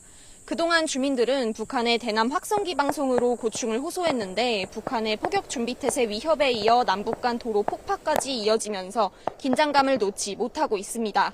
최근 남북 간 긴장감으로 접경 지역 주민들 사이에서는 여행 예약이 취소되는 등 생업에 직접 영향을 미친다는 하소연도 나오는데요. 저희가 이 지역에서 만난 주민은 이전과는 달라진 최근의 분위기를 전했습니다. 직접 들어보겠습니다. 저기서 지금 폭발을 해서 크게 들렸는지 모르는데 한 이틀은 약간 크게 들렸어요. 저 팡팡 약간 그런 식으로. 그러면 조금 지금처럼. 앞서 북한은 남북을 두 개의 국가로 규정한 이후 남한과 단절 조치를 이어왔는데요. 접경 지역 포병부대에 완전 사격 준비태세를 지시하고 경의선, 동해선 연결도로까지 폭파하고 나서면서 이 지역의 긴장과 불안이 커지고 있습니다. 지금까지 파주 장산 전망대에서 YTN 신기혜입니다. 네, 지금 정확히 확인은 안 됐는데 총성이 들리죠? 저희도 네. 들을 수 있었죠? 예. 그 뭐 북한군이 쐈다는 얘기는 보도에 없었고 네. 우리 군이 대응 사격했다니까 그것이 아닌가 생각되는데. 지금 오후 3시 20분이니까요. 얼마 안 됐어요. 예. 네, 얼마 안 됐으니까. 글쎄 저게 상호 교전이 벌어졌다라고 생각하시죠? 교전은 아니죠. 예, 교전이라면은 벌써 경보가 발령이 됐겠죠. 예. 그렇죠. 지금 뭐 접경 지역 주민들이 생업에도 지장이 있다 이렇게 하소연하는 것도 들어봤는데 그렇죠. 지금 접경 지역 상황은 어떻습니까? 그분들이 가장 큰 희생자죠. 사실 대북 전단 살포하는 분들의 표현의 자유를 옹호한다라고 정부가 사실 전 막아야 된다라고 생각하는데 막지를 않고 놔두니까 계속 보내고 그러니까 오물풍선이 계속 수십 차례 날라오고 그러니까 서로 감정적으로는 적대 감정이 점점 더 커지고 그런 상황에서 지금 무인기게 벌어졌는데 무인기는 물론 북한이 먼저 우리한테 여러 차례 보낸 적 있죠. 그러니까 그렇다고 우리가 또 보낼 수 있냐 하면은 뭐 바로 무인기가 왔을 때 바로 보냈으면은 상응한 조치라고 할 수 있지만 그게 벌써 2년 전이고 그리고 그 전에 또 한 차례 있었고 그리고 어떻게 보면 뭐 발각은 되지는 않았지만 우리 그 저 드론 동호회에서 금강산을 촬영하고 돌아왔다도 자랑한 적도 있고 뭐 그러니까 제가 볼 땐 그렇습니다. 무인기라는 게 북한이 했으니까 우리도 할 수 있다. 뭐 이렇게 생각하기보다는 북한이 도둑질한다고 우리도 도둑질하는 거는 현명하지 않다. 북한이 도둑질을 하면 꾸짖고 야단치고 하지 마라. 예. 그리고 우리는 평화적으로 잘 지내자, 평화공존하자, 가능하면은 호혜적인 협력까지 하자, 북핵 문제 해결하자. 그리고 너네 원한다면 도와주겠다. 이런 식으로 계속 얘기를 하는 게 설사 실효가 없더라도 예. 그게 북한이 호전적인 집단이고 인권을 탄압하는 못된 정권이고 하지만 그러한 그 정권의 어떤 대외 표출을 굳이 동족인 남한에게 우리가 유도할 필요는 없잖아요. 근데 지금 이랬거나 저랬거나 누가 보낸지 모르지만 무인기가 평양 상공에 갔단 말이죠. 예. 그들이 자작극한 것 같이 보이진 않아요. 예. 그걸 보면 우리가 굳이 그럴 필요가 있을까? 그게 과연 우리의 국익일까? 누가 그게 했는지는 아직 확인은 안 됐습니다. 거꾸로 보면요. 그것이 진짜로 김정은 정권을 무너뜨리는데 아주 직효약이라든지 그러면 혹시 해볼 수도 있을지 모르지만 그렇지도 않은 것 같고요. 예. 거꾸로 저런 사태가 나면 북한 주민들은 더 고달파집니다. 안 그렇겠습니까? 북한 정권으로서는 지금 가뜩이나 남한 경제보다 50분의 1로 추락했고 뭐 보잘것없는 정권이고 핵과 미사일만 갖고 있는데 굉장히 두려운 거죠. 그러니까 오죽하면 방어벽을 세우고 남북한 간의 통로를 차단하고 일체 교류와 협력을 안 하는 게 자칫하다가 남한에 물들어서 자기 정권 놓치겠다 싶은 거거든요. 예. 그런데 그 무인기까지 보내서 거기다가 북한 주민들한테 강제적으로 정보를 막 주기 시작하면 김정은 정권은 할 수 있는 게 주민들도 동원해서 더 선전하고 다른 생각 못하도록 교육시키고 뭐 그래야 될 거 아닙니까? 무인기가 평양 상공을 나르고 네. 그리고 방공망이 어떻게 보면 뚫린 거잖아요. 뚫려서 지금 크게 충격을 국방상도 보고 며칠 전에 거죠? 바꾼 거예요. 지금 예. 노광철이라는 사람이 예. 며칠 전에 임명했더라고요. 그러니까 근데 노광철이라는 사람을 살펴보니까 이 사람이 남북 간의 9.19 성명 군사합의서 체결한 사람이고 그래요? 송영무 장관하고 사인한 사람이고 트럼프 만날 때도 김정은이 데려갔던 사람이에요. 그렇다면 김정은이가 저 남북한 간의 긴장을 고조시키고 미국하고 정면 대결을 한다 그러는데 왜 트럼프를 만났을 때 데려간 국방상을 다시 장관을 시켰을까? 이런 거 한번 생각해 볼 수도 있을 것 같아요. 그러니까 예. 북한은 지금 남북 간의 정면 충돌을 노골적으로 바라고 있지는 않다. 김여정의 지금 그 담화에서도 제가 이렇게 줄치면서 보면 예. 남한 당국이 북한의 주권을 침해하는 행동을 하지 않도록 촉구하는 바이다 이러고 있어요. 네. 그리고 다시 한번 무인기가 출현하면 조건부로 출현하면 사격하고 뭐 떨어뜨리겠다 뭐 이렇게 얘기하지 예. 무조건적으로 남한을 공격하겠다 뭐 이런 건 아닙니다. 네. 같은 맥락일 수 있겠는데 이렇게 도발 수위를 높이면서도 오늘 실행에 옮기기 전에 유엔군 사령부의 통지문을 보냈습니다. 네. 이것도 뭐 정전협정 안에서 행동하겠다 뭐 이렇게 선을 긋는 걸까요? 우리 용산 대통령실 안보실장께서 지난주 일요일 날 KBS에 나오셔가지고 김정은은 이제 전 세계에서 거의 제일 부자기 때문에 가장 겁도 많고 전쟁을 절대 일으키지 않는다. 잃을 게 많기 때문에. 네, 이렇게 많기 때문에 그거는 저는 동의하기 어렵습니다. 솔직히. 왜냐하면 우리 정부가 계속해서 메시지 보내는 게 북한은 독재 정권이고 인권 탄압하고 그리고 호전적이고 언제라도 남한을 침범할 수 있다 이러면서 그는 절대로 침범 못한다. 이게 앞뒤가 안 맞잖아요. 예. 우리 군은 어쨌든 간에 북한은 언제든지 도발하고 남침을 할 수 있다는 그런 인식하에 빈틈없는 국가 안보를 해나가야지 김정은이는 제일 부자니까 절대 겁이 많고 침범 못한다? 그럼 국방부가 뭐 필요 있습니까? 그렇게 생각하시면 안 된다고 저는 봅니다. 네. 그러니까 뭐 인식의 차이인데요. 뭐 물론 그 안보실장께서 그런 생각을 하고 얘기하신 건 아니 국민들을 안심시키려고 하신 얘기지만 그렇지만 어쨌든 간에 지금도 북한이 전쟁하자고 하는 건 아니지만 할 수 있다고 생각하고 막을 준비를 해야 되고 그리고 또 하나는 북한은 핵을 가졌어요. 수십 개를 갖고 있어요. 우리는 없잖아요.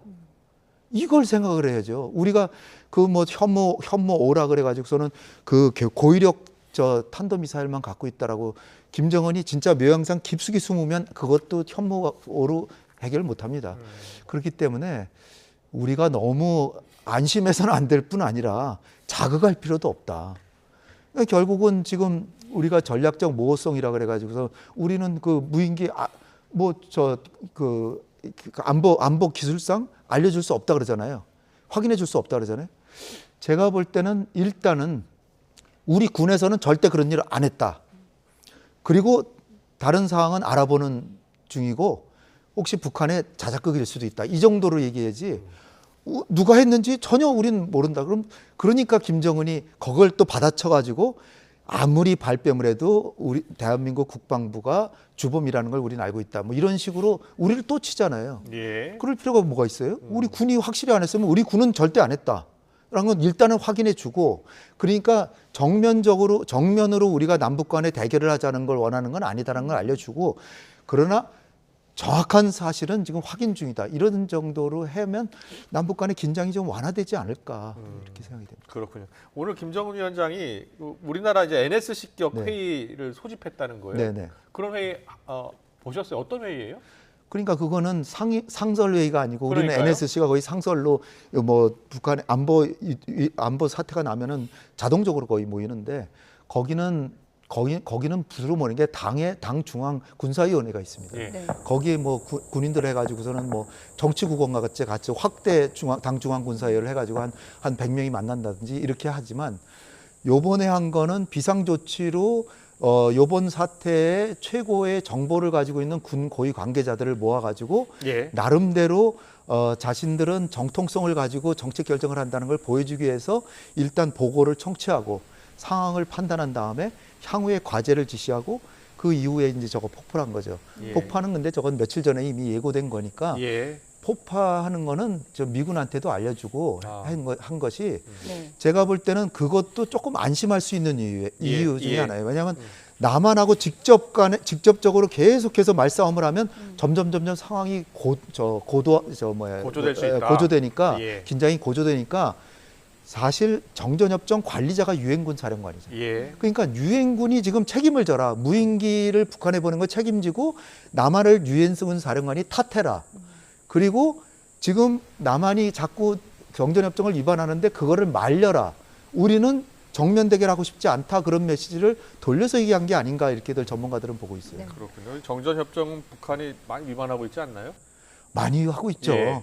당연히 하고 있는데 하도 하니까 예. 그 하나하나 지적을 못하고 GP 같은 것도 우리보다 몇 배로 많고 규모도 크고 예. 그다음에 거기 뭐 중화기 들여다 놓고 그런 거 다 위반이죠. 네. 다 위반인데 탄도미사일 시험 발사도 수시로 하고. 아까도 예. 말씀드렸지만 북한이 위반한다고 우리가 상응해서 북한이 행동할 때는 같은 행동을 할 수 있지만 예. 한참 2년이나 지났는데 지금 무인기를 만약 우리가 당국이 보냈다면 말이 안 되고 예. 민간이라도 저는 보내시지 않기를. 왜냐하면 지금 접경지에 저렇게 주민들 고통스럽잖아요. 네. 그러니까 그분들도 그렇고 이것이 만약에 우발적인 충돌이 벌어지면 지금 남북 간의 연락 채널이 하나도 없거든요. 예. 유엔군 사령부하고 북한 인민군 그거 외에는 없거든요. 그러니까 남북 간에 총성이 나고 그럴 때 이건 교전이 벌어진 거나 했을 때 연락 채널이 없는 거예요 지금. 네. 그러니까 연락 채널부터 빨리 마련하고 그다음에 통신선도 복구하고. 우리가 연락 채널 계속 복구하자고 요구하고 있는데 북한이 안 듣고 있잖아요. 안 듣죠. 예. 왜냐하면은 그들 나름으로는 남한 당국이 계속해서 북한 정권을 붕괴시키겠다 뭐 하고. 근데 그거는 사실 제가 보기에는 우리 정부가 북한 정권을 붕괴시키겠다는 건 북한 당국이 그걸 위협으로 느낄까요? 바이든이 얘기하면은 좀 위협으로 느낄 수 있어요. 왜냐하면 북한은 핵무기가 50개고 미국은 5,000개니까 예. 미국이 위협하면 위협감을 느끼죠. 예. 그렇지만 대한민국이 위협하면 자기네 핵무기가 50개가 있다 그러면 한 개만 떨어뜨려도 서울에 50만 명이 죽는데 그들이 과연 그렇게 위협감을 느낄까요? 그걸 우리 당국은 한번 생각해 보시길 정말 부탁드려요. 예. 우리가 정말 북한 정권을 붕괴시키겠다 그러면 그들이 무서워 그렇게 생각을 할까? 예. 우리 정부가 붕괴시키겠다고 했나요? 그렇죠. 만약에 북한이 예. 핵을 만지작거리면 그 다음 날이 정권이 붕괴되는 날이다라고 정권 붕괴란 말을 전제 조건이 있었지 않았나요? 전제 조건이 있죠, 당연히. 예. 그거는 이제 대통령께서 국군의 날이니까 우리 군이 늠름하게 우리는 철저하게 지키고 있으니까 안심해라는 메시지로 예. 하신 거지만 그런 메시지를 우리는 한 채 빈틈없는 국가안보태세를 갖추고 평상시에는 대화와 협력할 준비가 돼 있고 그러나 도발한다 그러면은 정말로 우리 총력을 다해서 격퇴시키고 그런 능력을 우린 갖고 있다. 그렇게 얘기하시는, 그렇게 좀 점잖게 얘기하시기를 좀 기대합니다. 예, 알겠습니다. 자, 마지막 질문 드려야 될 것 같은데요. 지금 최근 이제 무인기가 북한 평양 상공에 날아다니고 그 전단지가 뿌려지고 하면서 그 상황을 이제 평양 주민들이 다 알게 된 거잖아요. 네. 그리고 이제 보도도 하고 있고 노동신문을 통해서. 그리고 오늘 이 폭파 장면도 방송을 통해서 내보낼 것으로 보세요? 당연히 내보낼 예, 거예요. 내보내고 그와 함께 대남 선동용으로 이용할 그럼요. 것이다. 예. 그리고 지금 딱 하나 말씀드리면 우리가 전단 살포하지 않으면 오물풍선 안 날라오고 예. 우리가 무인기 안 보내면 교전 사태 그런 거 없습니다. 북한이 지금 나름대로 김정은 위원장의 리더십 통치 체제를 강화하고 있는데 여러 가지 좀 흔들리는 모습이 지금 나타나고 있는 것 아니냐는 분석도 있어요. 무인기를 보내는 게 김정은의 지금 흔들리는 통치를 강화시켜 줄 수 있다는 점을 생각해야 된다고 봅니다. 역으로 강화될 당연하죠. 아까도 말씀드렸잖아요. 그러니까 남한에서 자꾸 이렇게 우리 정권을 무너뜨리려고 하니까 우리는 방어 조치로서 그 안보 교육을 더 강화하고 또 동원도 더 하고 그 국가 안보를 더 철저히 할 수밖에 없다. 핵을 더 강화해야 된다. 이런 빌미가 되지 않겠습니까? 예, 알겠습니다. 남북 간의 긴장이 갈수록 고조가 되고 있고요. 우리 접경지 주민들 좀 많이 불안해하는 것 같습니다. 어떻게 하든지 남북 간의 대화가 빨리 재개가 돼야 될 것 같은데 쉽지 않은 상황인 것 같습니다. 지금까지 홍현익 전 국립외교원장과 짚어봤습니다. 잘 들었습니다. 고맙습니다. 감사합니다.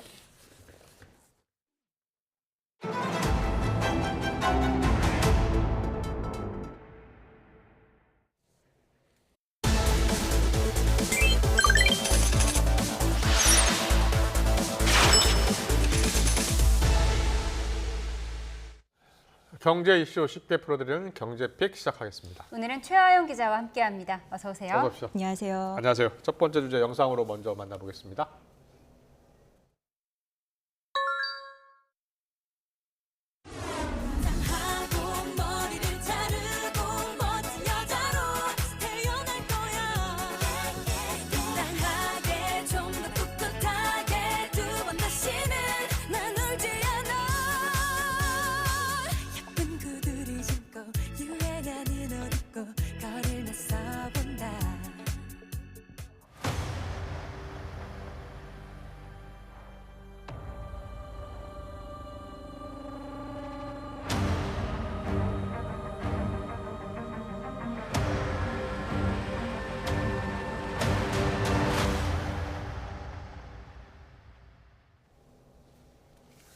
네, 여성 임금 근로자 1,000만 명 시대, 이게 처음인가요? 네, 맞습니다. 이 올해 급여나 일당을 받고 일하는 여성 임금 근로자가 사상 처음으로 1,000만 명을 돌파했습니다. 이 통계가 집계된 이후 61년 만에 처음인데요.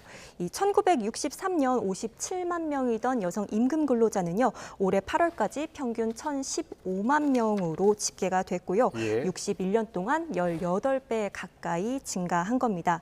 또 전체 임금 근로자 가운데 여성이 차지하는 비중도 절반에 가까운 46%로 역대 최대를 기록했고요. 여성 임금 근로자 10명 가운데 7명은 상용직이었고 나머지 3명은 일용직이나 임시직이었습니다. 그럼 이 기간 이 남성 근로자는 얼마나 늘었는지도 살펴보겠는데요.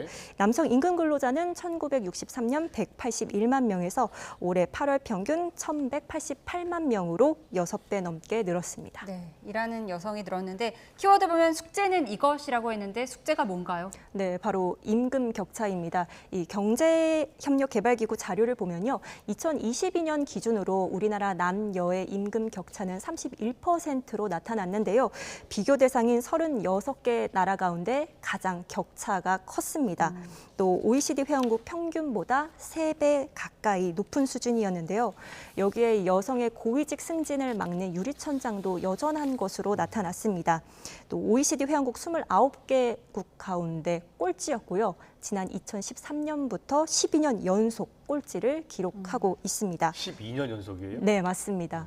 그럼 이런 숙제를 풀기 위해서는 어떤 대책이 필요한지 전문가의 얘기 들어보겠습니다. 이제는 조금 좀 시대가 달라졌으니까 여성의 경우에도 경력개발 경로나 이런 것들을 좀 개발을 해서 어떻게 그 조직에 최고 자리까지 올라갈 수 있는지 이런 것들을 좀 상정하고 미리 준비를 하는 과정이 필요할 것 같아요. 남녀 임금 격차 빨리 줄었으면 좋겠습니다. 이어서 두 번째 키워드 보겠습니다. 네, 폭염 끝나니 전염병, 밥상 물가 꿈틀. 네, 요즘 가축 전염병 뉴스 많이 전해드렸는데 이게 또 밥상 물가에 영향을 주나 봐요? 네, 일단 산발적이긴 하지만 이 발생 양상이 좀 심상치가 않습니다. 지난해 처음 발생한 소 럼피스키는 올해 8월부터 지난 10일까지 전국에서 9차례 정도 발생을 했고요. 지난해보다 2달가량 빠르게 발생한 겁니다. 또 아프리카 돼지열병도 올해 들어서 9건 발생했고요. 또 지난 2일 전북 군산에서 채취한 야생조류 이 분변에서는 고병원성 조류 인플루엔자 바이러스가 검출되기도 했는데요. 이에 정부는 이 가축 질병 위기 단계를 현재 심각으로 격상한 상태이고요. 이 송미련 농림축산식품부 장관은 어제 기자들과 만난 자리에서 최근에 가장 염려하는 부분은 가축 질병이라고 밝혔습니다. 그러면서 이 가금 농장으로 고병원성 조류 인플루엔자가 퍼지게 되면 굉장히 긴 겨울을 보내게 될 것이라고 우려하기도 했습니다. 네. 배추값은 이달 안에 평년 수준으로 좀 안정화될 것으로 전망하고 있고요. 조만간 이 김장 재료 수급 안정화 대책도 발표할 예정입니다. 정말 물가 오르는 이유는 만 가지인 것 같은데 정부 대책이 효과가 있었으면 좋겠습니다. 이어서 마지막 주제 보겠습니다. 화면 주시죠. 네, 전기차 배터리 안전 앞으로 이렇게 확인한다. 전기차 배터리 안전 앞으로 뭐가 달라지는 건가요? 네, 이 인천에서 발생한 지하주차장 전기차 화재로 전기차 배터리에 대한 걱정이 상당히 커졌잖아요. 그래서 앞으로는 정부가 직접 나서서 전기차 배터리 안정성을 미리 검증하기로 했습니다. 그동안은 제작사가 자체적으로 안정성을 확인한 뒤 차를 출고하고 나면 그 뒤에 정부가 사후 인증을 하는 방식이었거든요. 그런데 앞으로는 이 배터리에 한해서 차가 시중에 판매되기 전에 정부가 직접 시험을 하고 인증을 하게 됩니다. 그러니까 뭐 사후 인증에서 사전 승인으로 바뀌게 되고요. 그리고 판매 이후 적합성 시험에서 부적합 판정을 받게 되면은 시정 명령도 즉각 이행해야 됩니다. 이런 인증제는 이달부터 시범 운영이 되고요. 현재 현대차와 기아, LG 에너지 솔루션 등 5개 업체가 시범 운영에 조기 참여하겠다고 밝혔습니다. 이후 내년 2월부터 모든 제조사의 사전 인증제가 적용이 되고요. 이후 1년 유예 기간을 거쳐 2026년부터는 정부 사전 인증을 받은 배터리만 시중에 판매할 수 있게 됩니다.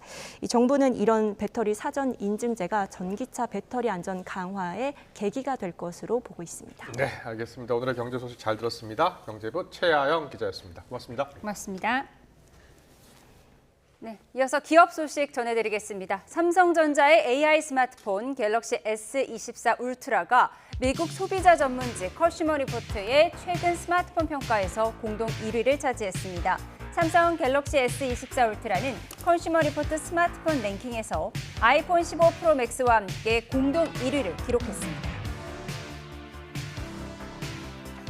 CJ 대한통운이 국가기술표준원 산하 한국인정기구로부터 택배 포장의 안전성을 평가할 수 있는 기관으로 인정받았습니다. 시험 규격에서 국제공인시험기관으로 지정된 건 CJ 대한통운이 국내 최초입니다. 현대차가 경기도 파주에서 유기성 폐기물을 이용한 청정수소 생산시설을 설치하는 등 미니 수소도시 조성을 위한 사업을 추진합니다. 현대차는 파주시 고등기술연구원과 사업 구체화를 위한 업무 협약을 체결했습니다.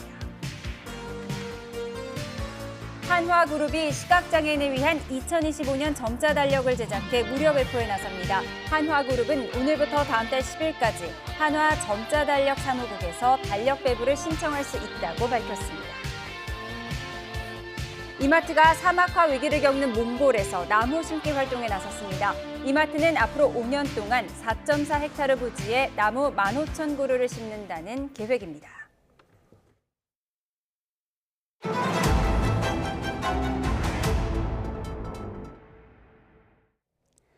신생아를 키우는 가정에서 많이 쓰는 제품 하면 분유 제조기가 빠질 수 없습니다.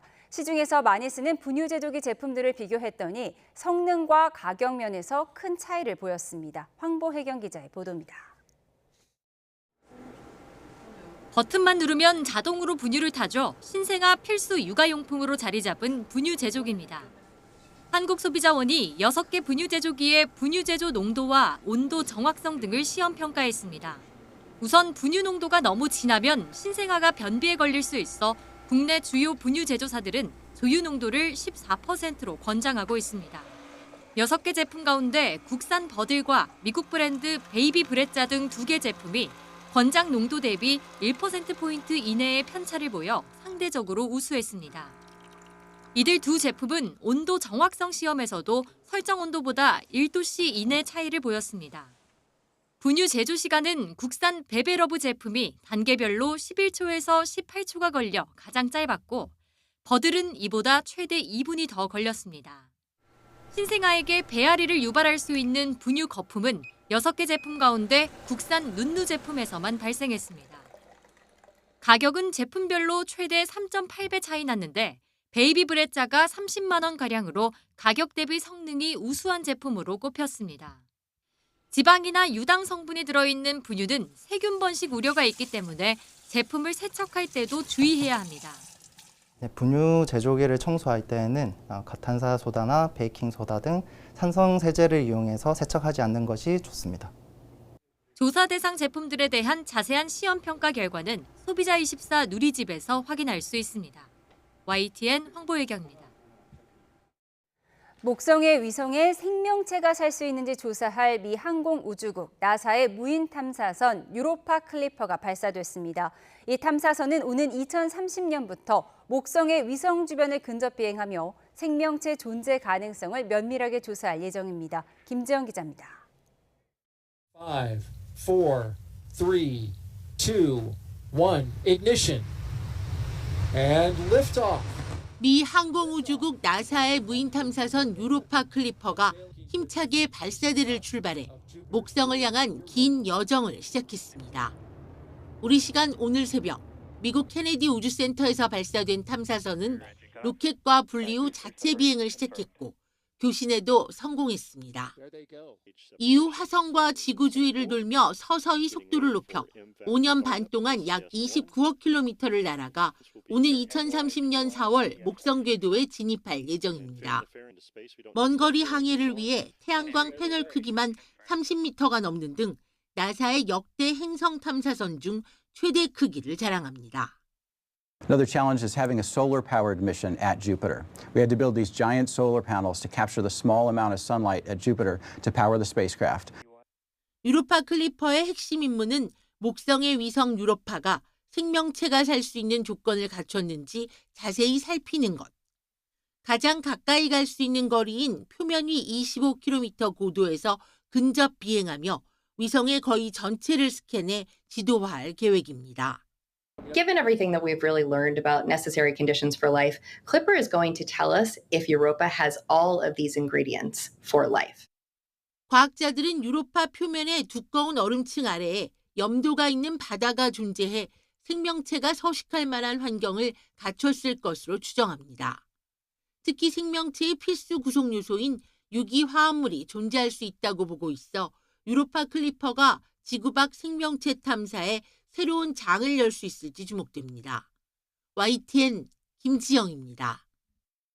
오늘 서울에도 빗방울이 떨어지는 곳이 있었는데요. 비구름은 오늘 저녁이면 모두 물러가겠고 내일은 다시 맑은 하늘 볼 수 있겠습니다. 다만 서울 출근길 기온이 오늘보다 4도가량 낮아서 쌀쌀하겠고요. 낮에는 24도까지 올라서 일교차가 크게 벌어지겠습니다. 내일 오전까지 내륙 곳곳에는 안개가 매우 짙게 끼겠습니다. 출근길에는 운전 조심히 해주셔야겠고요. 내일 대부분 지역이 맑겠지만 비가 오는 곳도 있습니다. 동풍이 부는 동해안 지역인데요. 5에서 20mm의 적은 비가 이어지겠습니다. 내일 아침 출근길 수도권을 제외한 대부분 지역에서는 오늘과 기온이 비슷하겠습니다. 서울 14도, 광주 18도, 대구는 17도 보이겠고요. 구름이 걷히면서 낮에는 전국이 오늘보다 따뜻해지겠습니다. 서울 24도, 광주와 대구는 26도까지 오르겠습니다. 포근한 날씨는 모레까지 이어지겠습니다. 다만 금요일에는 전국에 추위를 부르는 비가 내리겠는데요. 이후 일요일에는 서울 아침 기온이 한 자릿수로 떨어지겠습니다. 날씨였습니다. 네, 화요일 뉴스원 여기서 마치겠습니다. 함께해 주신 여러분 고맙습니다.